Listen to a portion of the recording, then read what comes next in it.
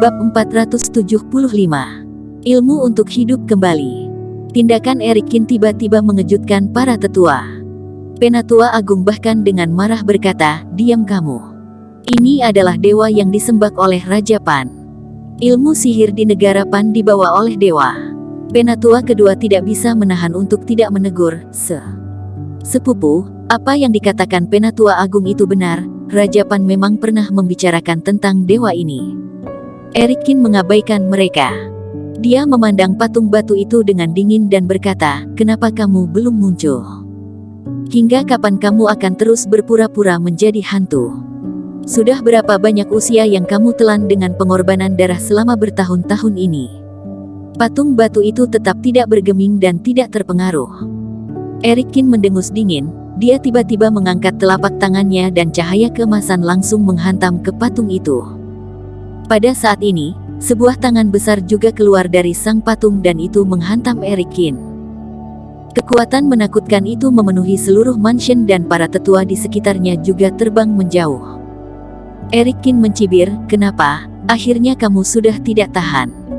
Patung batu itu mulai berjatuhan lapis demi lapis, kemudian terlihat sebuah kepala besar muncul.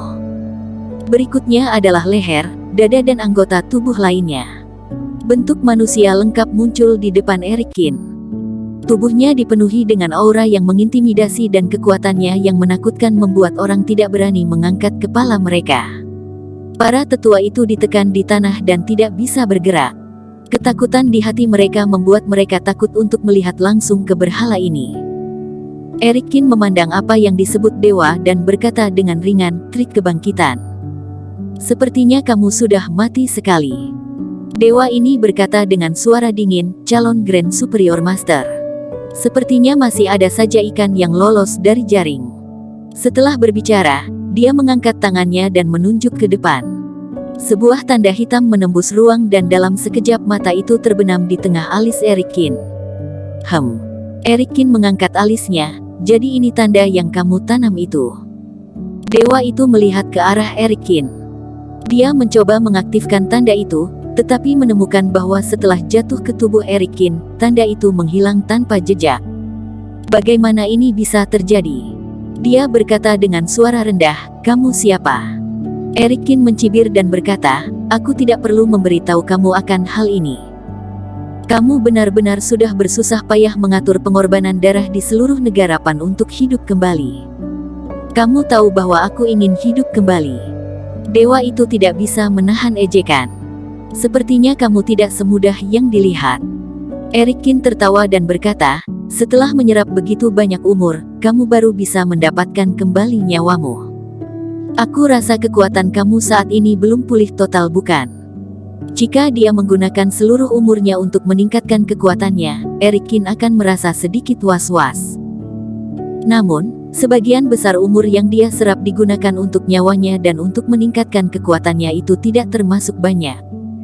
"Kamu benar-benar kejam untuk mengatur pengorbanan darah untuk menghilangkan begitu banyak umur dari mereka untuk membangkitkan diri sendiri," kata Erikin dengan wajah dingin. Dewa itu dengan dingin berkata, "Aku memberi mereka metode pertapa abadi, tetapi mereka sendiri yang memasuki tahap pelatihan dan mereka semua adalah rakyatku. Mereka harus berterima kasih kepadaku." "Berterima kasih padamu?" Erikin mencibir lagi. "Kamu benar-benar suka beromong besar. Aku adalah Tuhan, mereka dan semua yang mereka miliki diberikan olehku." Dewa berkata dengan dingin, "Apakah mereka tidak seharusnya berterima kasih padaku? Melainkan kamu?" Wajah dewa berubah muram. "Kemunculanmu mengganggu kedamaian yang seharusnya dimiliki negara Pan. Kamu adalah orang berdosa dari negara Pan." Dia mengangkat kepalanya dan berteriak, "Siapa yang membawanya masuk? Di mana Pan Gui?" Penatua Agung sedikit gemetar dan berkata, "Raja Pan terbunuh." Setelah berbicara, Penatua Agung mengacungkan tangannya ke Penatua kedua dan berteriak, "Dia yang membawa orang tersebut masuk." Ekspresi dewa itu dingin, dan matanya yang dingin tertuju pada Penatua kedua. Penatua kedua bergegas bersujud dan berkata, "Dewa, aku tahu aku salah.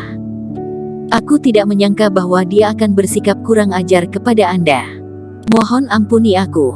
Dewa itu berkata dengan dingin, "Mulai sekarang, aku akan mencabut semua yang kamu miliki." Setelah berbicara, dewa itu mengangkat tangannya dan timbul cahaya pada tubuh Penatua kedua. Semua kekuatan dia melayang masuk ke tubuh dewa. Penatua kedua jatuh ke tanah dan dia ngeri menemukan bahwa semua kekuatan spiritual di tubuhnya telah lenyap dalam sekejap. "Ah, ah!" Penatua kedua berteriak. Dewa itu mencibir dan berkata, "Aku yang memberimu semua ini dan aku bisa mengambilnya kapan saja."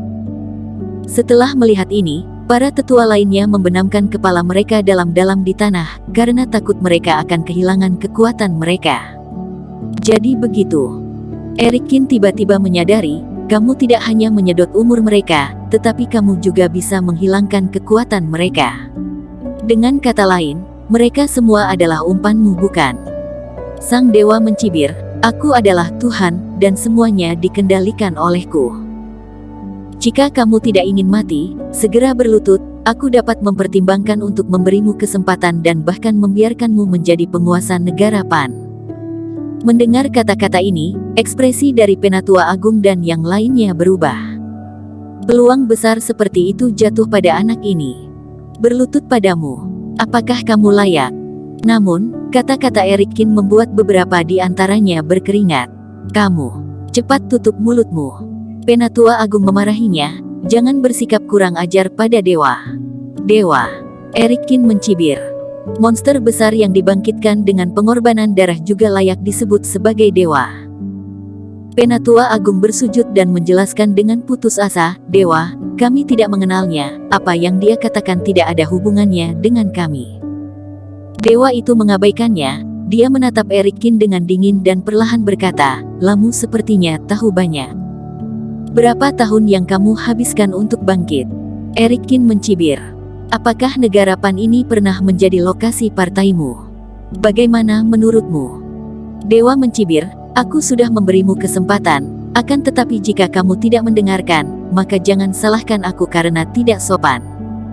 Setelah berbicara, dia mengulangi trik lama dan meraih Erikin telapak tangannya.